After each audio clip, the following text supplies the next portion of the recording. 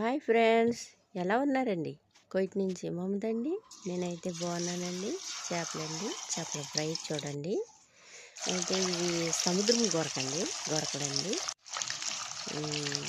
తర్వాత మన ఇంటికాడ ఇండియాలో ఇవి ఉంటాయి కదా, స్పైనా గొరకలు, పైలెట్లు అంటారండి. స్పైనా గొరకల్లా ఉంటాయి, అదే టైప్లో ఉంటాయి.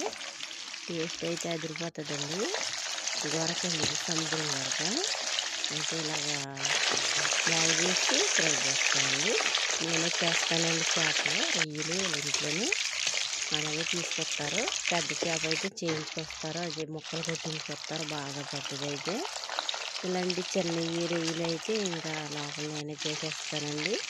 నేను ఇంటి దగ్గర కూడా చేపలు రొయ్యలు చేస్తానండి మా ఊళ్ళో.